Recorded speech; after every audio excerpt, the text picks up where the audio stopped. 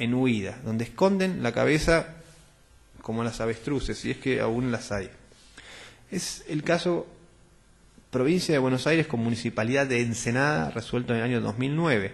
Es un caso sumamente interesante porque es un caso en el que se discutía sobre la posibilidad de alojar en un distrito que no estaba previsto para ello un edificio público. Y generalmente entre los públicos no hay peleas. Los municipios se retiran cuando tienen que controlar lo que hace al planeamiento urbano vinculado con instalaciones públicas. No se controlan las escuelas, no se controlan los establecimientos policiales, que ahora abundan, no se controla la implantación de hospitales, se retiran y dejan que haya, porque el clamor público parece que mide más que la posibilidad de pensar en una ciudad planificada. En este caso, en el municipio de Ensenada controló la ejecución que había iniciado ya la provincia de Buenos Aires para hacer un instituto de menores. Y frente a ese control, la provincia de Buenos Aires reaccionó planteando una modalidad especial de resolver conflictos entre entidades de distintas jurisdicciones estatal en la provincia de Buenos Aires, que se llama el conflicto de poderes. Es un planteo que se realiza en forma directa ante la Suprema Corte de Justicia de Buenos Aires, que trata de limar las asperezas que a veces ocurren entre el Consejo Deliberante y los ejecutivos municipales, o que a veces ocurren entre entes provinciales y entes municipales. En este caso, el conflicto de poderes estaba dirigido a neutralizar esa actividad o gestión municipal que pretendía impedir la construcción del Instituto de Menores y a su vez controlarlo, que la provincia ya había iniciado, sin ningún tipo de autorización municipal, sin pedir la autorización para construir y sin siquiera acreditar si esa era una zona apta para un edificio de esa tipología que podría entrar en el concepto de equipamiento por administración. La Corte, en ese caso, recordó el marco de la ordenación urbanística vigente en la provincia de Buenos Aires, que es el que mencionamos acá ayer, las normas constitucionales vinculadas con el ambiente, las normas de la Constitución provincial vinculadas con el ambiente y el régimen municipal, particularmente el artículo 192, las normas del Decreto Ley 89/12 y de la Ley Orgánica Municipales, que recién volvimos a recordar, y a partir de eso determinó 3 o 4 párrafos sustanciales.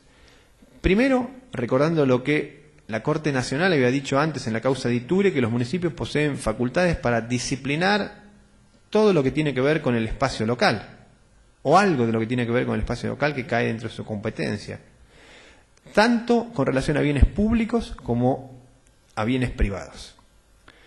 En segundo lugar, que la tutela del territorio, estas son palabras expresamente utilizadas de esa manera, es un asunto de primordial y tendez local que entra a ese círculo específico de competencias propias en donde tiene una responsabilidad primaria.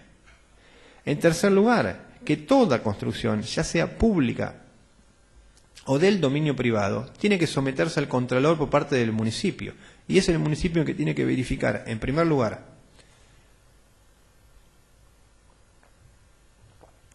que lo que se quiera implantar sea admitido por la zona en lo que se quiere ubicar, y en segundo lugar, que reúna las condiciones o los recaudos adecuados para que se dé la autorización para construir o el permiso de obra. Y además que la construcción, que el proceso de construcción se realice de acuerdo con las normas urbanísticas o de edificación vigente en el distrito del cual se trate. Agrega, yendo ya directamente al conflicto, que los poderes locales no quedan inhabilitados porque el inmueble sea de titularidad provincial o porque el inmueble persiga una clara necesidad pública. En este caso se estaba debatiendo porque no había camas para alojar a chicos en conflictos con la ley y que además tenían problemas de salud. Ese interés público no es más importante, o no lo fue en este caso, que el interés de respetar la autonomía local para ordenar sus propios espacios en el ámbito territorial del municipio. Y agrega, y esto lo hace adrede, y esto es un párrafo que le corresponde a uno de los jueces de la Corte que sí tiene conocimiento de esta materia, que ello es indispensable para ejercer con eficacia la planificación y la ordenación del desarrollo urbano territorial particular del municipio. Y por las dudas, porque las normas que había en en Ensenada, como las que hay en otros lugares, no eran suficientes, eran insuficientes, agrega, que si no hubiera planes o normas de las cuales resulte un fin provincial que determine que esa zona, porque tiene un interés provincial, es decir, que trasciende el interés municipal, merece que sea utilizada, cooptada por la autoridad provincial, en ese caso hay que tener deferencia con las autoridades regulatorias y ordenatorias municipales y hay que dejar que ellas sean las que definen cómo se usa el espacio local. Que no hay posibilidad, en virtud del principio de autonomía municipal, de la que la provincia elija qué hace adentro del territorio de los municipios. Estos son dos de los varios casos que hay vinculados con zonificación, pero sí creo que son dos de los más importantes en la provincia de Buenos Aires. Ahora bien, pasando al segundo grupo de instrumentos relevantes, que son los planes urbanísticos. Ya mencionamos que son normas de tipo básica, donde que establecen algo tal vez referido a la zonificación, a los usos que se pueden hacer dentro de cada zona y a la tipología de vivienda, edilicia y al diálogo que puede haber entre los espacios públicos, las infraestructuras públicas, los equipamientos públicos y el aprovechamiento privado de lo que resta. Es importante mencionar, para no quedarme hablando de materias que no son propias de mi ámbito de actuación, que los planes urbanísticos tienen carácter normativo, es decir, son normas jurídicas, tienen carácter reglamentario y reglan cómo se ejercen los derechos. Este carácter normativo o reglamentario surge de su valor jurídico formal, es decir, tienen que estar aprobados por ordenanza municipal, y esa ordenanza municipal, aprobada por los consejos deliberantes municipales, tiene que ser luego promulgada por los departamentos ejecutivos municipales y publicada en el Boletín Oficial Municipal. Esto lo remarco de manera sustancial. Desde enero del año 2014, el artículo 108 del Decreto Ley 6769 del año 54, de la Ley Orgánica de las Municipalidades, prevé que los municipios tienen que llevar, en el inciso 18 lo prevé, tienen que llevar un boletín oficial municipal, que tiene que estar en papel, y que además lo pueden publicar en la página web.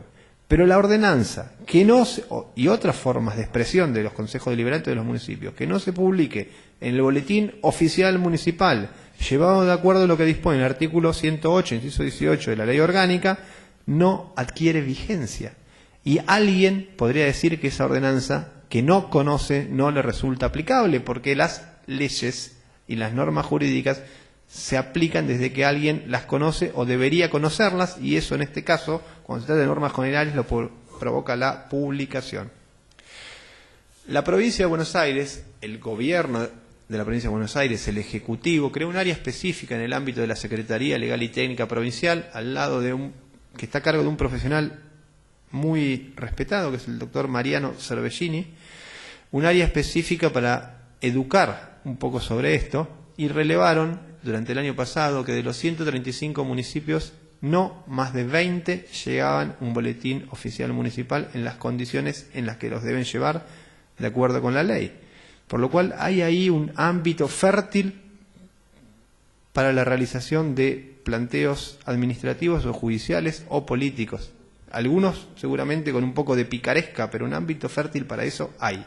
Y hay una gran cantidad de casos judiciales vinculados con este tema, sobre todo en materia tributaria y urbanística. Algo de eso voy a mencionar enseguida.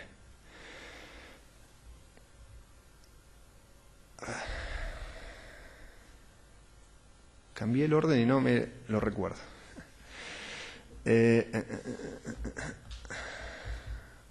Bien. Acá.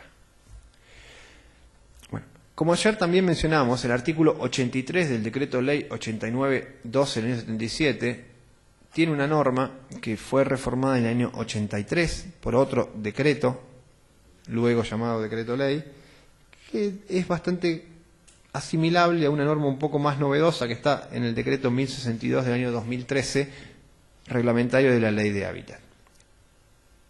Esta norma prevé que las ordenanzas municipales que correspondan a cualquiera de las etapas de planeamiento o de ordenamiento territorial, es decir, la delimitación de áreas, asignación de usos, zonificación o directamente planeamiento con todo lo que ello implica, pueden sancionarse, es decir, pueden ser aprobadas por los consejos deliberantes después de que les haya visto el gobernador provincial, haya consultado los organismos técnicos. Intervienen generalmente dos áreas, la Dirección de Ordenamiento Territorial de la Provincia de Buenos Aires y la Subsecretaría de Asuntos Municipales, y a veces consultan a la Asesoría General de Gobierno.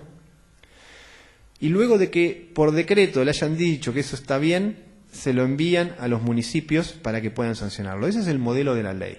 ¿Cuál es el modelo que aplica? Es distinto. Los municipios aprueban, sancionan sus ordenanzas, los ejecutivos la promulgan y luego las envían para convalidar, esa es la palabra que se utiliza y la utiliza también el gobernador provincial en sus decretos, para convalidar esa ordenanza.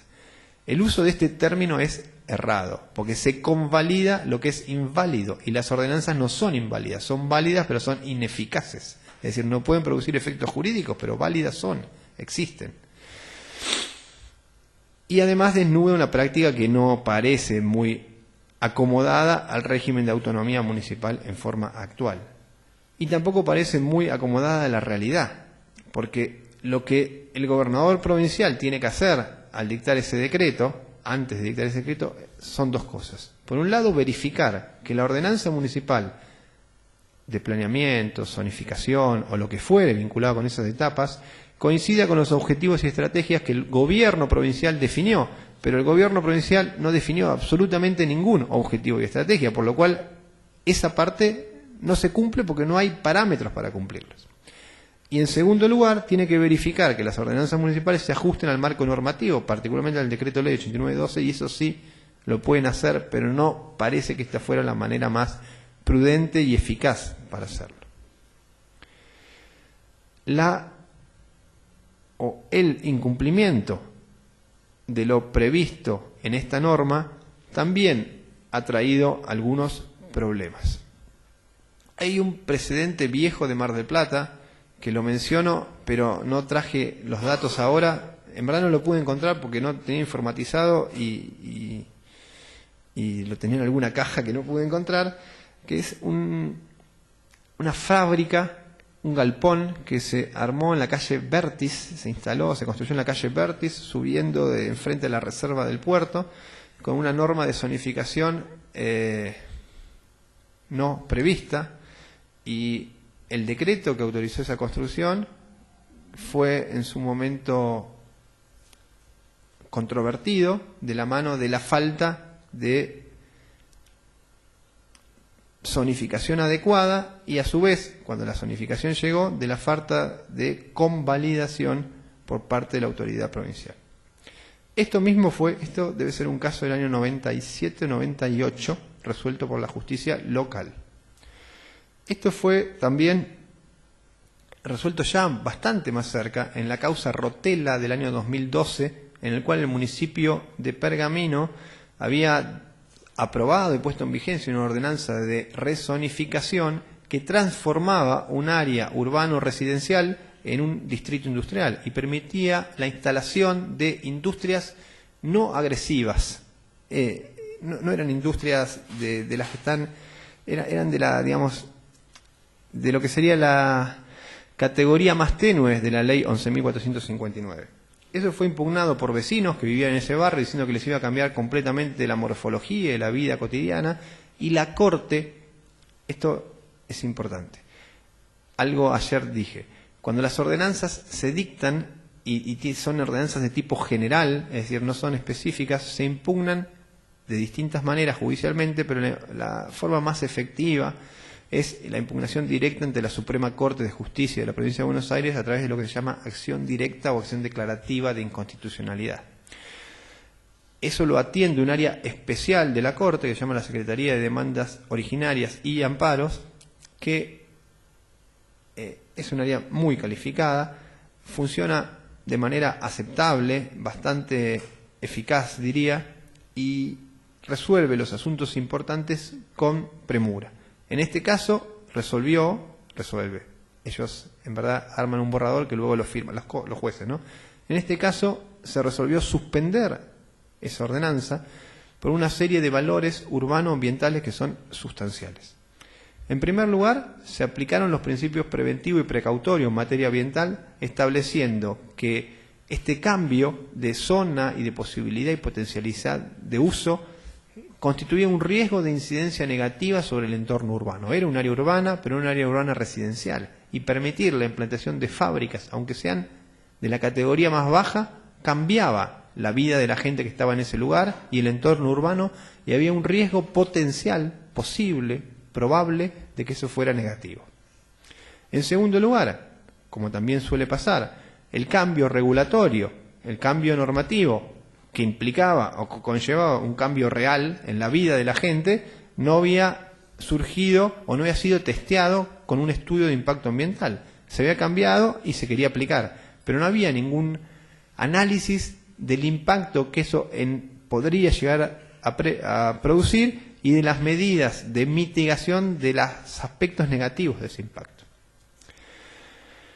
En tercer lugar, se aclaró que si bien los municipios pueden cambiar la zonificación, tal como ya han dicho en la causa Sani, que hace unos minutos mencioné, y que eso podía venir incluso propuesta de particulares, la iniciativa privada tiene cabida en este área, ello supone un examen y una justificación razonable. Hay que explicar por qué los cambios se hacen, sobre todo si esos cambios joroban a alguien. Es decir, si esos cambios producen algún impacto, cambian la vida de la gente, hay que explicarlos, porque si no se explican, es decir, si no se motivan los cambios regulatorios con efectos concretos, tienen un viso de invalidez que puede dar lugar a una medida cautelar suspensiva.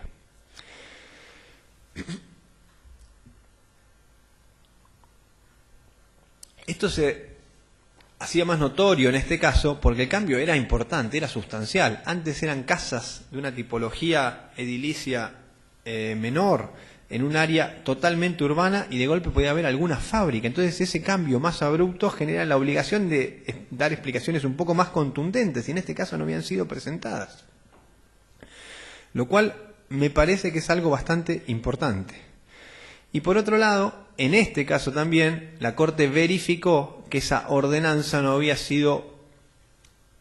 transitado ese procedimiento formal o aún el informal previsto por el artículo 83 del Decreto Ley 8912. Por lo cual, tiene un valor. Puede estar desencajado del marco constitucional, pero el procedimiento aún es considerado por la Corte y por los tribunales inferiores. La Asesoría General de Gobierno, que es el organismo de asesoramiento jurídico que tiene la provincia de Buenos Aires, el asesor legal del gobernador provincial y de los ministerios, que también colabora con el asesoramiento jurídico de los municipios, que lo suelen consultar cuando hay asuntos complicados o cuando necesitan algún fundamento de autoridad, o a veces cuando quieren hacer una presentación pública comunicacional de algún asunto políticamente inconveniente o relevante, tiene una posición parecida sobre esto y entiende que las ordenanzas municipales que refieren a las etapas de planeamiento tienen que estar, ellos utilizan esta palabra equivocada, convalidada por la autoridad provincial. Y si esa convalidación no se da y genera observaciones, esas observaciones tienen que ser atendidas y consideradas para provocar un cambio en esa ordenanza.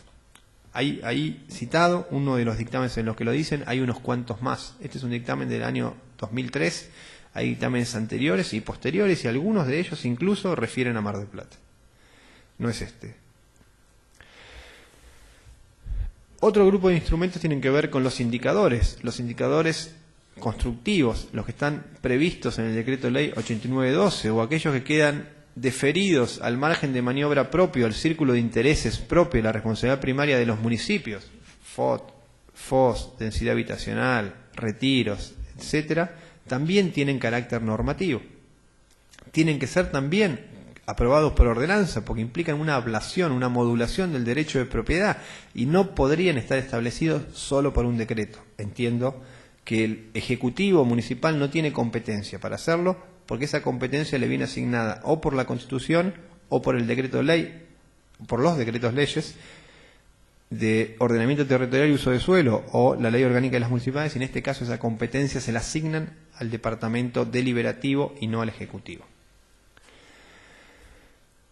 Hay un punto importante con relación a los indicadores, que es cómo juegan los topes fijados por el Decreto Ley 8912, particularmente el FOS y el FOT. ¿Hay posibilidad de ir más allá de esos topes? ¿Los municipios podrían, por excepción, superar el FOT o el FOS ahí previsto? Hay problemas. Creo que hay algunos problemas con esto. En primer lugar, si enviara una ordenanza que de manera general los violara, esa ordenanza seguramente no sería aprobada por la autoridad provincial en el marco del artículo 83. Hay casos en los cuales las observaciones generalmente se debieron a esos y son muchos los casos que hay de esa manera. No obstante, el artículo 102 del mismo decreto ley prevé que el gobernador provincial pueda dar excepciones y liberar de ese tope en determinado caso particular, por lo cual esto, reitero lo mismo que dije ayer, me parece que se da en un esquema en el cual quien había dictado el decreto ley fue el gobernador de facto, que él mismo se autorizó a dictar excepciones a la propia regulación establecida por decreto. Luego, con el devenir de la democracia, pero con la omisión en sancionar una ley que reemplazara un decreto ley, esa norma quedó, entonces ahora existe la posibilidad normativa, al menos, de que un decreto modifique la ley. Pero está previsto que se pueda modificar. Y el FOT o el FOT ahí previsto, como esos indicadores básicos del decreto de ley, podrían, según el artículo 102, modificarse. Ahora bien, es la duda, ¿no?, si los municipios pueden hacerlo. Creo que las muestras están a la vista y de hecho lo hacen, pero hay casos judiciales en los cuales esto ha sido controvertido e incluso han dado lugar a la revocación parcial de las autorizaciones para construir y a la demolición. El caso no lo cité acá porque me olvidé, pero es un caso que se llama Satti, con Z, uno de los más importantes, Satti con Z, doble T, contra la Municipalidad de Bahía Blanca, en el cual el municipio de Bahía Blanca había autorizado una construcción en altura de un edificio de propiedad horizontal que superaba el plano límite previsto para el distrito, pero también el cómputo de los indicadores previstos en el decreto de ley 8912. Y unos vecinos que se entendían afectados por eso impugnaron la validez de ese decreto que autorizaba la construcción. Esto dio lugar a que el juez en lo contencioso administrativo de primera instancia de Bahía Blanca, que hoy es camarista en Mar del Plata, Roberto Mora, declarara la invalidez y la inconstitucionalidad de esa ordenanza. Inválida porque superaba, iba más allá del decreto ley 8912, y el decreto ley 8912 le dice a los municipios, en materia de FOS y FOT vos te podés mover hasta acá, más allá no podés. Solamente podés si hay decreto del gobernador, pero en este caso no hay decreto, así que no podés. Como lo habían superado, eso fue invalidado por el juez de primera instancia. Fueron a la Cámara, apelaron los desarrolladores, fueron a la Cámara de Apelación, en ese momento no existía la Cámara de Mar del Plata, por lo cual vino la Cámara de La Plata, que tomaba los asuntos y que tiene un criterio que coincide, simpatiza bastante con los ámbitos oficiales, y revocó ese pronunciamiento. Y ese pronunciamiento fue luego a la Suprema Corte de Justicia de la Provincia de Buenos Aires por vía del recurso extraordinario, que entendió que la Cámara de La Plata había actuado mal porque había usado para revocar la sentencia un argumento que no había sido planteado por las partes, y en los juicios de este tipo al menos, no en los ambientales, solo en los de este tipo, los jueces solamente pueden tener en cuenta los argumentos que le presentan las partes y no puede considerar otros argumentos de hecho, sí los jurídicos, pero no los de hecho. Y al haber considerado un argumento de hecho no planteado por las partes, eso dio lugar a que anularan la sentencia de segunda instancia en la causa Satti, y en consecuencia quedó firme esa anulación dispuesta por el juez de primera instancia porque el municipio había autorizado una construcción que superaba los indicadores del decreto de ley 89.2. Este es un punto importante porque me parece que además se presenta, por ejemplo, con las ordenanzas de regularización que hay vigentes en Mar del Plata, que establecen amnistías y que en algún punto, un poco preocupado en lo constructivo y urbanístico, pero bastante aprensivos con la materia fiscal, permiten regularizaciones que podrían desencajar de este marco o de este tope máximo establecido en la normativa provincial. Hay otros casos importantes, que me parece importante traerlos a colación. Son algunos de los que hay muchísimos más, pero son aquellos que pueden tener algún dato de interés o que coinciden con algo de lo que está pasando en algún lugar. La causa Mitchell es una causa, esto lleva una T más, es Mitchell con doble T, es una causa bastante importante que refiere a una ordenanza aprobada en Junín que permitía desafectar de una finalidad determinada un bien público, que era la estación terminal de ómnibus, y ponerlo en el mercado. Permitía enajenarlo a particulares que querían desarrollar ahí un emprendimiento comercial. Hay algo parecido dando vueltas en La Plata, en donde termina el casco histórico, una de las plazas que hay en una de la punta, el parque o plaza Islas Malvinas. Justamente está ubicado enfrente un edificio público donde está la Dirección de Obras Particulares y un depósito municipal, que también hay proyectos similares a estos que fueron suspendidos por la Corte para desafectar de la finalidad pública y venderlos a privados o asignárselos a cambio de la realización de alguna obra. No es venderlo en dinero, sino a cambio de una obra. En este caso la ordenanza modificaba los indicadores, desafectaba el bien, y la Corte decidió suspenderla porque no había sido aprobada por el Poder Ejecutivo Provincial, no había sido convalidada en los términos del artículo 83 del decreto de ley, y además no había sido sancionada teniendo en cuenta los datos que pudiera proveer la ciudadanía. Es decir, ¿qué pensaba la ciudadanía? Que le iban a sacar la terminal de ahí y se la mandaban a otro lado, no habían escuchado, no se habían informado, había pedidos de información y no se habían brindado, había pedidos de audiencia pública que no se habían realizado. Todas esas omisiones valieron para que la ordenanza esta fuera suspendida y dieron lugar a una catarata de presiones sobre los jueces de la Corte en el momento que la sancionaron. Segundo caso que me parece que tiene algún interés, incluso es un caso que voy a mencionar, que dio lugar a que el Colegio de Arquitectos de la provincia, el área o distrito de Bahía Blanca, se presentaron ante la justicia y los sacaron rápidamente de ahí. Cometieron algún error jurídico que creo, lo veo de afuera y de lejos, y por eso por ahí lo llamo así, que no sé si está bien hacerlo. En este caso había una ordenanza en la Municipalidad de Bahía Blanca que permitía un cambio de zonificación y de indicadores sustancial. Cambiaba mucho y cosas muy importantes. En algunas áreas permitía demasías y en otra área achicaba la posibilidad de explotación o utilización. El problema que tenía en este caso es que había una ordenanza general previa, anterior, aprobada por el mismo Consejo Deliberante, que establecía que estos cambios regulatorios en materia urbanística, que cambiaran la zonificación o trajeran consigo cambios relevantes, tenían que ser previamente sometidos a la audiencia pública. Y la audiencia pública no se había realizado. Entonces algunos vecinos afectados, alegando que estaba